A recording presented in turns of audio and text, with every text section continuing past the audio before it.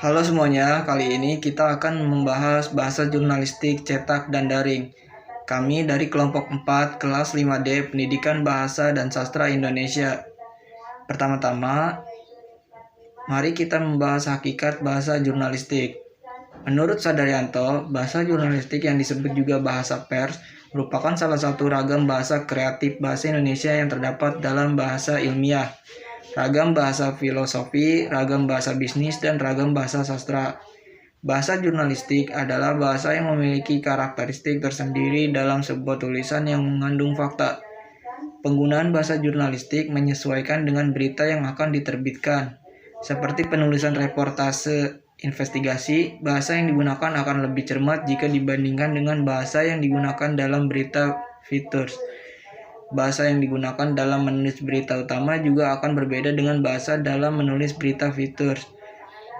Sehingga bahasa jurnalistik memiliki sifat yang singkat, padat, jelas, lugas, sederhana, dan menarik.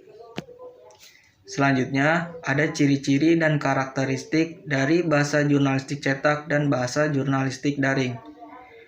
Ciri-ciri dan karakteristik pada bahasa jurnalistik cetak yang pertama, sederhana dan lugas. Kedua, singkat, padat, dan jelas. 3, jernih dan menarik. 4, populis dan logis. 5, gramatikal dan menggunakan kalimat aktif. 6, menghindari atau istilah teknis dan istilah asing. 7, sesuai dengan kaidah dan etika bahasa baku.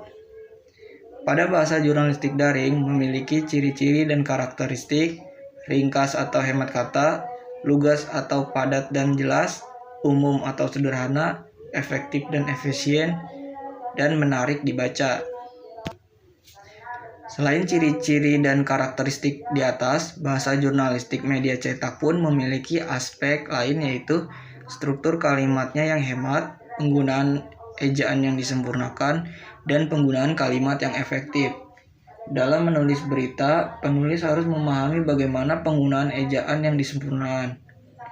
Hal ini sejalan menurut Sumadiria bahwa terdapat ketetapan indikator, yakni ketepatan dalam penulisan huruf kapital, ketepatan dalam penulisan huruf miring, ketepatan dalam penulisan huruf singkatan, dan ketepatan dalam penulisan akronim, serta ketepatan dalam penulisan angka.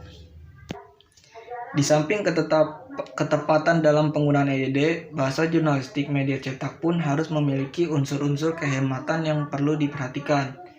Unsur-unsur kehematan pada kalimat jurnalistik yang perlu diperhatikan menurut Sumadiria yaitu pengulangan pada subjek kalimat, hiponim, pemakaian kata depan, pemakaian kata sambung, pemakaian katanya mubazir atau tidak, pemakaian kata dan kalimatnya rancu atau tidak, serta pemakaian akronim. Selain menggunakan bahasa jurnalistik yang hemat, bahasa jurnalistik juga harus efektif dalam arti kalimat yang dipilih harus tepat. Berikut adalah indikator keefektifan dalam penggunaan bahasa jurnalistik pada media cetak menurut Sumadiria, yaitu kesatuan atau kesepadanan, kepaduan atau koherensi, kesejajaran atau keparalelan, dan kelogisan atau kenalar. Selanjutnya, ada konsep penulisan bahasa jurnalistik daring. Yang pertama, jelas dan ringkas. Kalimat dan alinea pendek dan gunakan spasi. Lebih jelas dan lebih baik. Lebih ringkas, lebih baik. Banyaknya hasil studi menunjukkan baiknya tulisan daring tidak lebih 800 kata. Judul akan lebih efektif apabila langsung atau lugas. Subjudul dapat memberi panduan bagi pembaca tentang isi tulisan berikutnya. Daftar poin, yaitu cara efektif lain untuk mengurai naskah panjang, membuat tulisan lebih menarik dan mudah dibaca.